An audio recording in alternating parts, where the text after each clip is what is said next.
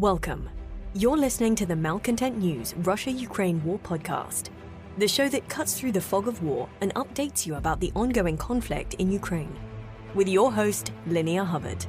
Don't forget to like, comment, and subscribe on Apple Podcasts, Spotify, and Google Podcasts.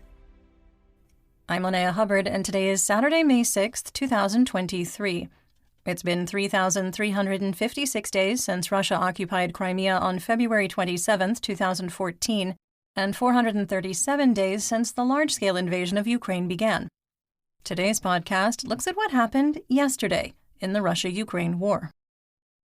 The Malcontent News Russia-Ukraine War Report is compiled by our team from around the world. Today's report includes information from direct contacts in Ukraine and their proxies, Russian Ministry of Defense reports, the General Staff of the Armed Forces of Ukraine reports, operational commands north, south, and east of Ukraine, open source intelligence, our in-house team of analysts and geolocation experts, and pro-Ukrainian and pro-Russian mill bloggers and social media accounts with a track record of trying to be accurate. We have one mission: to report the truth, because the truth matters.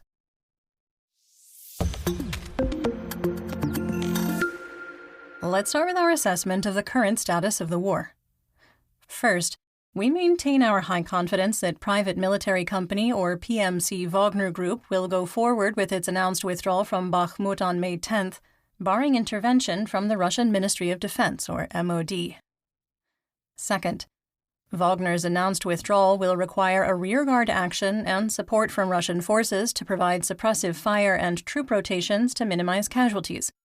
Without this support, a theoretical troop rotation by PMC Wagner will turn into a retreat with a high risk of extensive casualties. Third, we maintain that Ukrainian forces continue to set conditions to complete retrograde operations in Bakhmut, with military leaders expressing skepticism about Wagner's announced withdrawal. Fourth, in preparation for larger offensive operations, Ukrainian forces have increased shaping operations on multiple axes, creating panic and uncertainty among Gauleiters, Russian administrators, and military leaders. Fifth, long-range weather models continue to indicate that ground conditions will be favorable for larger offensive operations using armor and mobility by May 10th. Sixth, the Russian Federation armed forces are combat ineffective and have exhausted their combat potential. Seventh, if PMC Wagner withdraws from Bakhmut, the Russian Federation armed forces will lack sufficient troop reserves to maintain an active defense theater-wide and continue offensive operations in Bakhmut.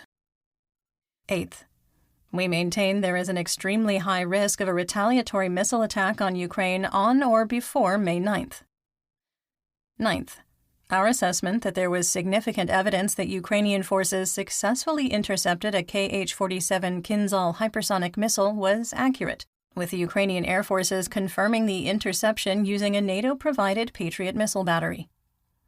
And finally, the Kremlin, Russian state media, and Russian mill bloggers are struggling to manage the ongoing news cycle and create a cohesive message to explain ammunition shortages, PMC Wagner's planned withdrawal from Bakhmut, drone strikes on the Kremlin, civilian relocation in Zaporizhia, and the successful interception of a Kh-47 Kinzhal hypersonic missile.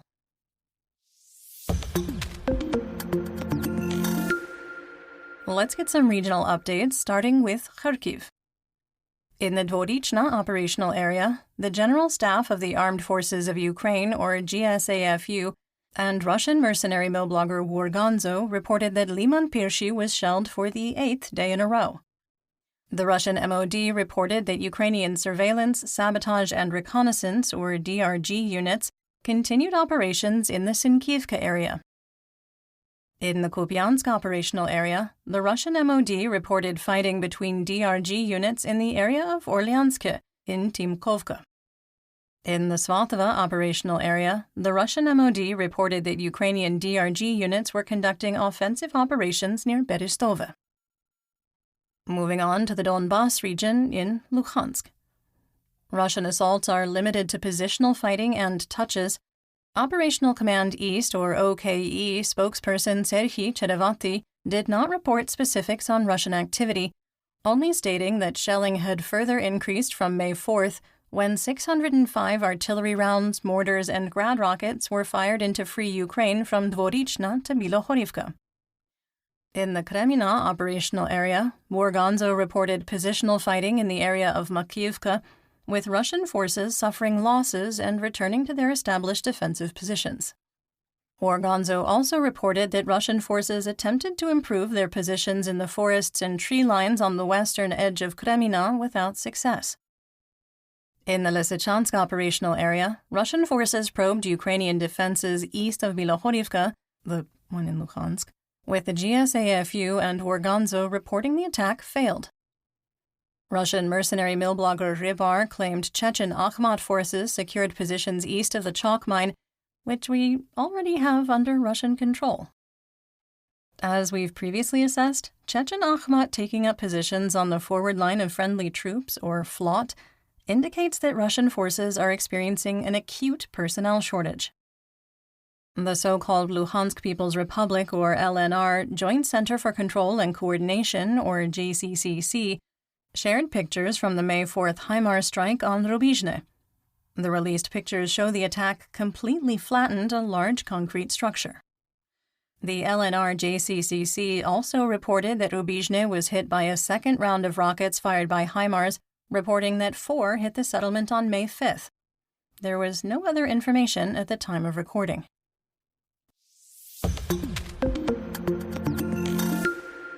In northeast Donetsk, in the Siversk operational area, the GSAFU reported a Russian attack to the southwest of Spirne for the second day in a row, which was repulsed for the second day in a row.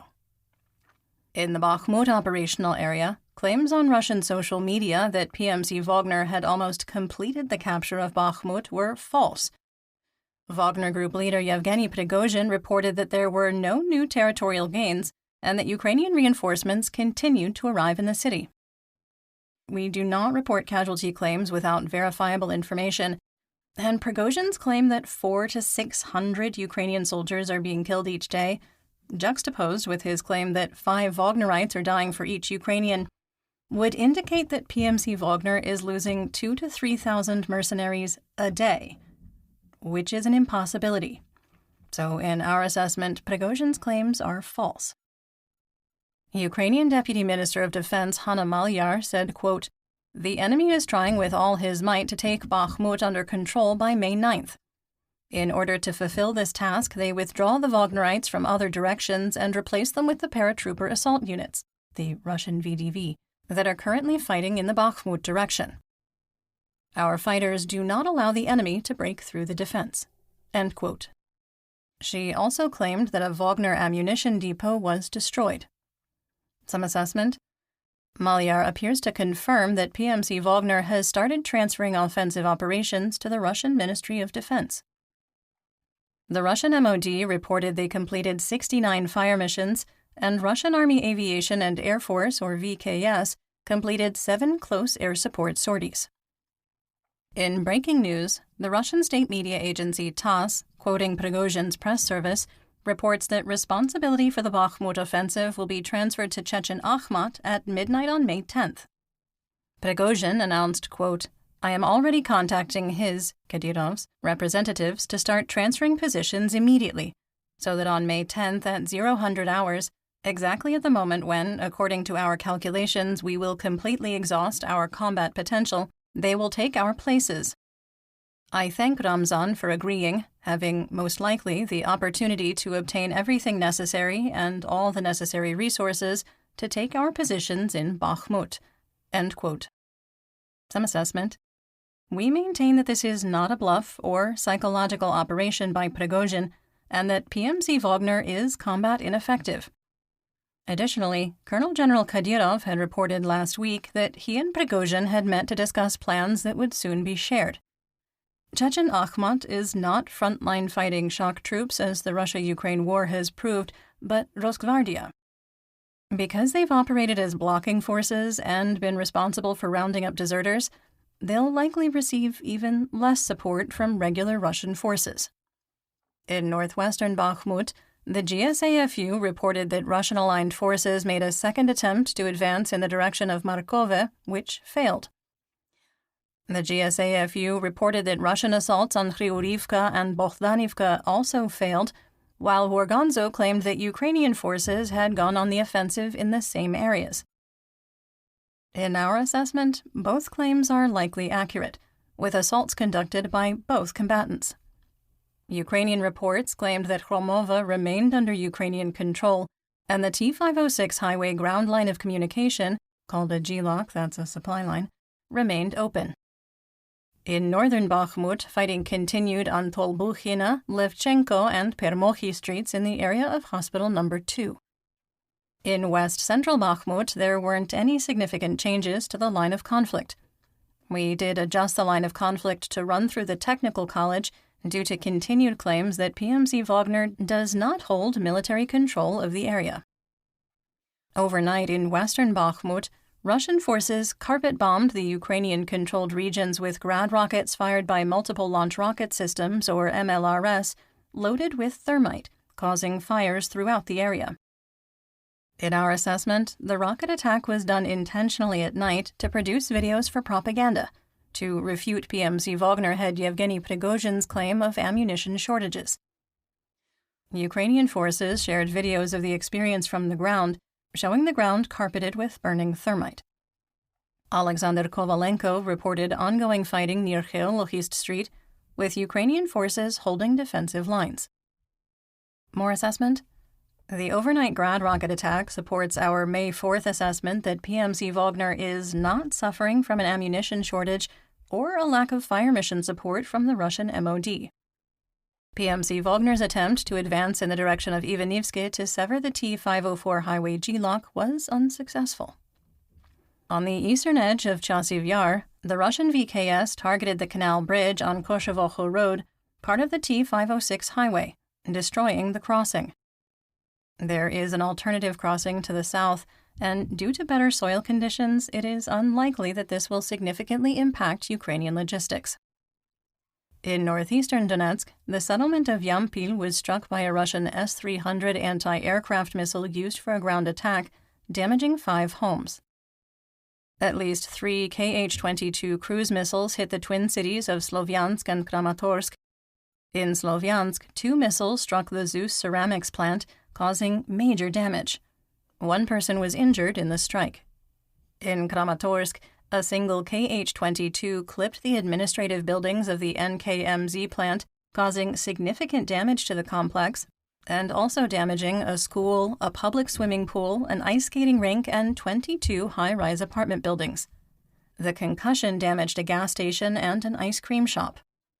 The windows on a city bus were broken out by flying debris, but none of the passengers were injured.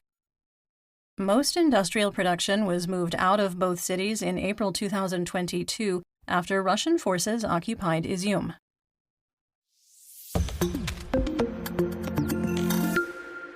In southwest Donetsk, in the Toretsk, New York operational area, the 1st Army Corps attempted to advance on New York from the Novoselivka area and did what they do best, suffered losses and returned to their defensive positions.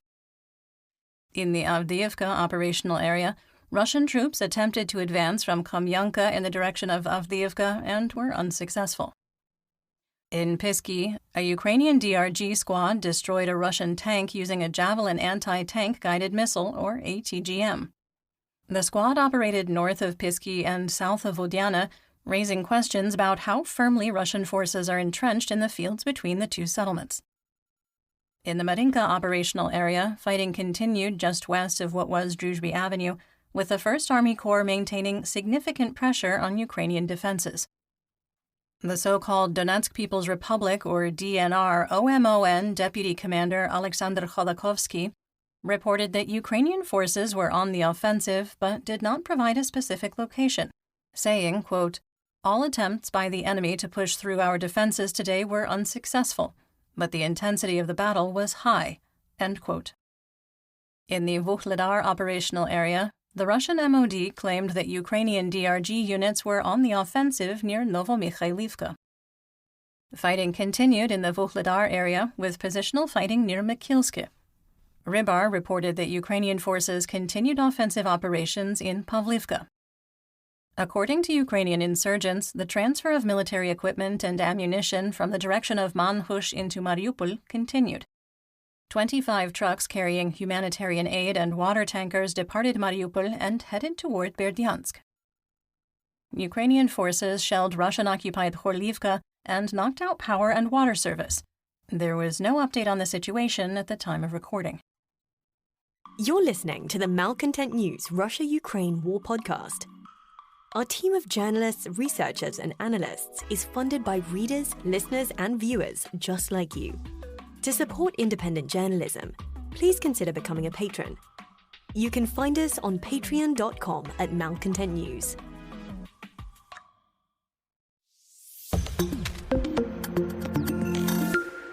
Moving on to Zaporizhzhia. Russian forces carried out 99 fire missions, 2 airstrikes, 3 drone strikes, and 1 missile attack along the line of conflict in Zaporizhzhia. A Russian cruise missile using terrain-following radar, or TFR, to navigate had a close encounter of the absolute worst kind with a Vodafone cellular tower in Komoshivacha. Although the tower was destroyed, the missile broke up and crashed in a remote area nearby. Internet service has been temporarily restored in the area with a Starlink terminal. Up to 40 buses departed from Berdyansk and traveled to numerous settlements in the occupied Zaporizhzhia to pick up children for voluntary evacuations. The buses returned almost empty, with parents and guardians unwilling to be separated from their children. I wonder why. In response, Russian collaborator and illegitimate governor of occupied Zaporizhzhia, Yevgeny Belitsky, announced the mandatory partial or total evacuation of 18 communities, including Timoshovka, Smirnovo, Tarasovka, Orlianske, Molochansk, Kubyshevo, Prishib, Tokmak, Malaya Beloserka, Vasilyevka, Velika Beloserka, Dnipro-Rudnoy, Mikhailovka, Kamyanka Dniprovskaya, Enerhodar, Polokhy, Konskoye Razdory, and Drozovka. Russian officials described the evacuations as, quote, temporary resettlement, and accused Ukrainian forces of intentionally targeting their own population in the occupied territories. Russian propagandist Alexander Kots shared a video showing loudspeaker announcements calling for the evacuation of Russian-controlled Polokhy and for residents to go to Berdyansk. Russian collaborator, occupied Zaporizhzhia administrator and leader of We Are Together with Russia, Vladimir Rogov, reported that up to 70,000 civilians will be relocated from central Zaporizhzhia to Berdyansk. He claimed that accommodations to support 50,000 people have already been prepared in the seaside city west of Mariupol. Exiled mayor of Melitopol, Ivan Fedorov, reported that Russian occupiers had started burning records at the military police station and Russian passport office and were removing computer equipment. Assessment here. Russian military leaders and occupied territory administrators are convinced that Ukraine will be launching offensive operations in the direction of Polokhy and Tokmak within a matter of days. The evacuations extending as far west as Enerhodar indicate that Russian leadership is highly uncertain about where Ukraine could attack. In our assessments, the temporary resettlements are a prelude to deportation either east through Mariupol into Russia, or, if the situation becomes more dire, to Crimea by ship through the port at Berdyansk. It is highly unlikely that Russian officials have accommodations, sanitary facilities, food, water, and medical support for 50 to 70,000 people prepared in Berdyansk, as they can't even support their armed forces. We are respecting the Ukrainian government's request not to publicly speculate on the timing and geography of the coming Ukrainian offensive. There continued to be no update on the status of the Zaporizhzhia nuclear power plant.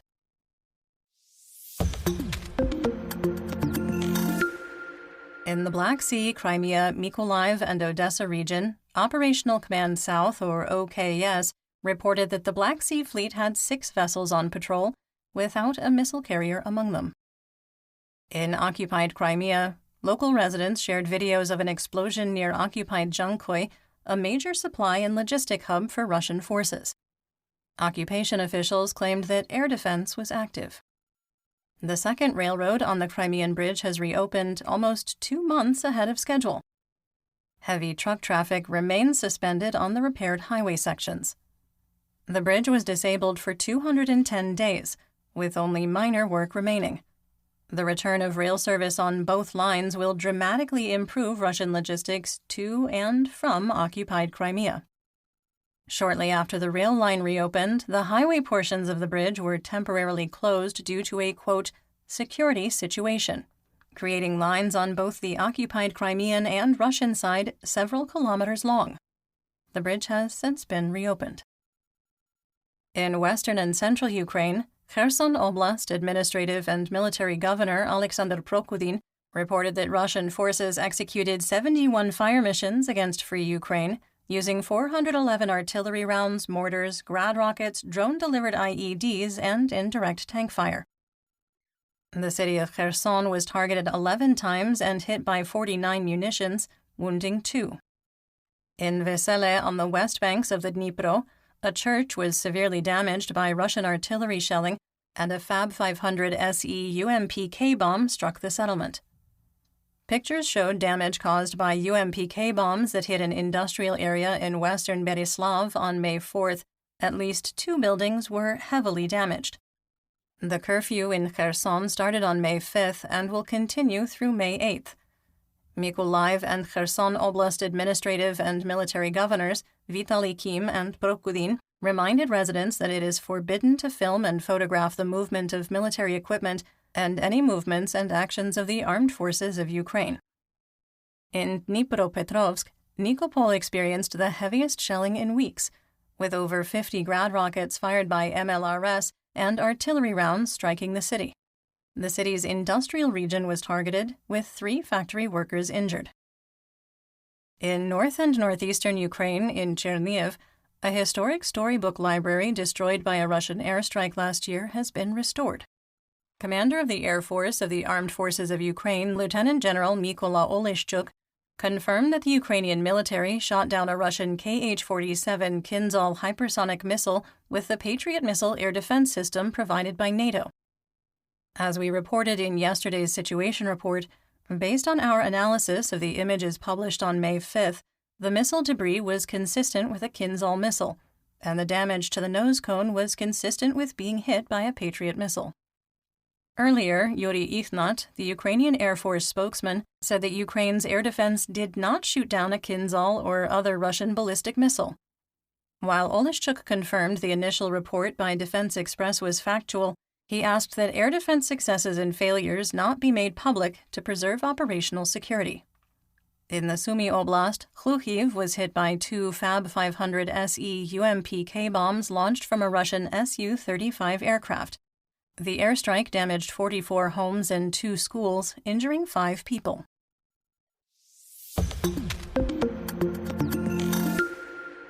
On the Russian front, videos and audio clips indicated there was a skirmish on the Russia-Ukraine border near Shebykino in the Belgorod district.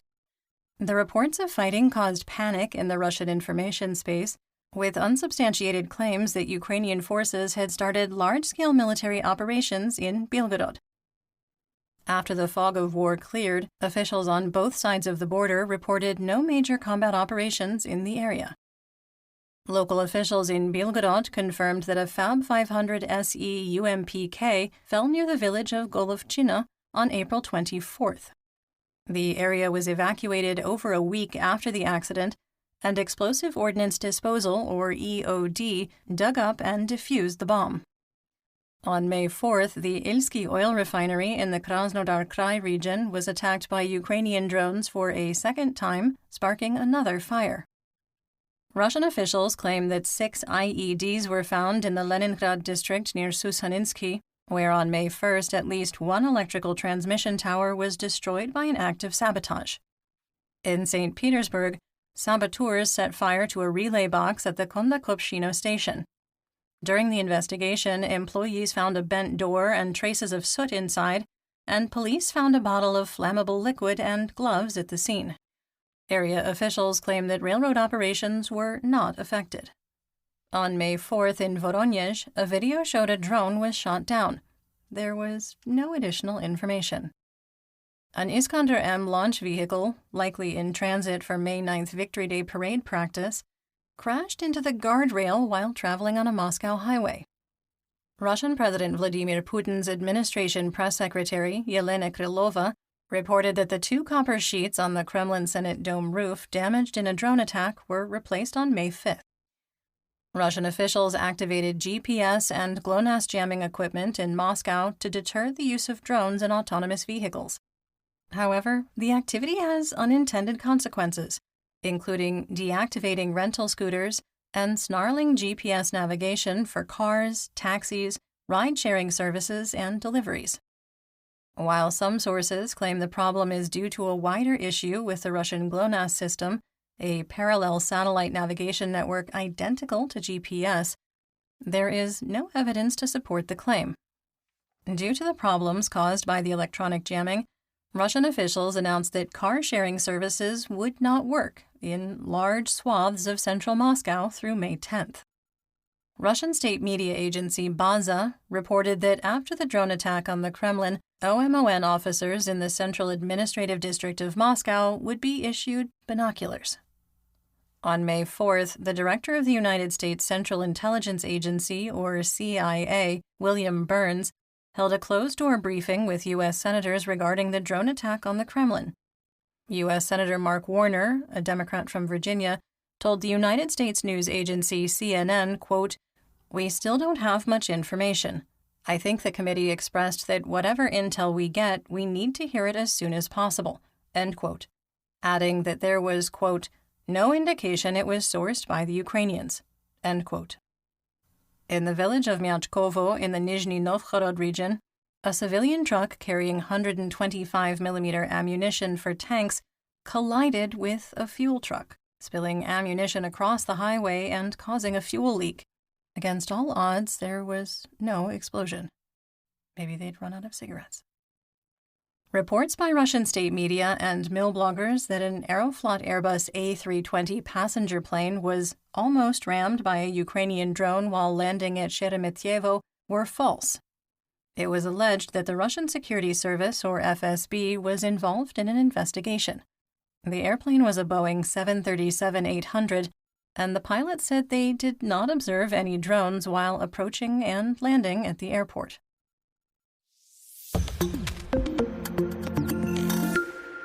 Let's talk about developments theater-wide and outside Ukraine. An analysis by the Ukrainian independent news agency Shrike News found that Russian attacks are down 34% from the start of April. Russian forces were launching an average of 118 attacks a day during the first 10 days in March. That dropped to an average of 59 attacks a day during the first 10 days in April, and in the opening days of May, the number declined further to an average of 44 attacks a day. Almost all combat activity in May has been concentrated in the Bakhmut and Marinka operational areas. Before Kadyrov and Prigozhin's joint announcement about Bakhmut, Ukrainian military analyst Colonel Petro Chernik dismissed the claims by the Wagner Group leader that they were withdrawing, saying, quote, "There may be a subtle satanic detail here that they are allegedly withdrawing. We are tempted to take some counteroffensive actions, but in fact no one has gone anywhere. I don't trust the Russians. They should be treated very carefully in everything they say." Is the struggle between Shoigu and Prigozhin intensifying? Definitely yes. But in terms of the Russian-Ukrainian war, they are absolutely all the same. End quote. OKE spokesperson Colonel Cherevati agreed with our assessment that PMC Wagner is running out of personnel and is not experiencing an ammunition shortage, saying, quote, "For months, Prigozhin has been trying to make outrageous statements in order to draw attention to himself. There is an internal confrontation in the Russian military leadership. Despite these statements, while the Wagnerites continue to attack the armed forces of Ukraine in Bakhmut, heavy fighting continues there." End quote. 2 Russian Shahed 136 drones were shot down in eastern Dnipropetrovsk on the evening of May 4th and 5th, and 8 more were downed by the Eastern Air Command on the evening of May 5th and 6th. In addition to the 8 mechanized combat brigades that have been formed and named, and the 9th still in training, Colonel Mykola Urshalovich, Deputy Director of the Implementation and Planning Department of the National Guard of Ukraine, said, quote, 6 brigades of the National Guard, which are part of the Offensive Guard, are formed, staffed, and ready to perform tasks as part of the defensive forces after receiving corresponding missions. The 7th Khartia Brigade, the formation of which was announced in April, is in the process of training." End quote. So for those keeping count, that is 9 mechanized brigades, 8 offensive National Guard brigades, and 8 volunteer assault light infantry brigades. If these are true brigades, that's 12 divisions, 6 armies. This is in addition to 12 previously formed brigades, for a total of 33 ready or nearly ready for offensive operations. But wait, there's more. Minister of Digital Transformation of Ukraine, Mikhailo Fedorov, reported that 10,000 drone pilots had completed training as part of the so-called Army of Drones project. The goal is to create 60 companies of 1 to 200 soldiers each and transform the doctrine of using UAVs on the battlefield. That's 35 brigades. What does Russian leadership do when faced with 35 combat brigades of trained and equipped Ukrainian forces poised to attack somewhere? Threaten nuclear war, of course. Former director of Roscosmos, Dmitry Rogozin, said that the only option Russia has to stop a looming Ukrainian offensive is tactical nuclear weapons, because the conventional forces and supporting weapons have been exhausted. Prigozhin had strong opinions about recent nuclear threats from Moscow after the drone strike on the Kremlin, remarking, quote, "As a radically minded person, I can say that the use of nuclear weapons in response to a drone is, of course, out of the question. First of all, we need to put whoever is responsible for fighting drones on the rack, figure out how this could happen in principle, and then make every effort to ensure that we become the leading power in the development of UAV technology, and respond with exactly the same drones. We look like clowns who threaten with a nuclear bomb in response to a children's drone." End quote. And what did the PMC Wagner Telegram channel Reverse Side of the Medal do after Prigozhin's statement? They acted like clowns, posting a video of a gray and white cat in a hard hat pressing a glowing red button, causing an explosion, presumably nuclear, in a desert somewhere. Quick sidebar. This is why cats should not have access to nuclear weapons. Absolutely no self-control. Our favorite FSB colonel, convicted war criminal, Kremlin pariah, failed Mobik, and insufferable troll Igor Strelkov-Girkin agrees with war gonzos Pegov that Ukraine now holds the battlefield initiative, saying, quote, "I predict that the main blow of the armed forces of Ukraine will be inflicted to the west, in one of the sectors of the Zaporizhia front. Auxiliary and distracting ones, they can be applied anywhere. The enemy, Ukraine, has the initiative since our own offensive operations almost everywhere either bogged down in blood, Vuhledar, Avdiivka, Marinka, or reached a dead end, also extremely bloody and quite expected, Bakhmut." End quote. Avril Haines, U.S. Director of National Intelligence, aligned with our assessment that the Russian military within Ukraine is combat ineffective, stating, quote, "If Russia does not initiate a mandatory mobilization and secure substantial third-party ammunition supplies beyond existing deliveries from Iran and others, it will be increasingly challenging for them to sustain even modest offensive operations." End quote. The U.S. Secretary of State Antony Blinken said Russia is not ready to discuss ending its war against Ukraine. Quote, "There is zero evidence that Russia is prepared to engage in meaningful diplomacy. To the contrary, we've seen the horrific onslaught just in the past week again on civilian targets in Ukraine." End quote. And that's what we know. Join me again on Monday for more updates. Until then, stay safe, everyone. You've been listening to the Malcontent News Russia-Ukraine War podcast. To help keep us independent, please consider providing financial support by becoming a patron. Want on-demand news in your hand? Download the Google News app and make Malcontent News one of your favorites to receive breaking news updates. Thank you for listening.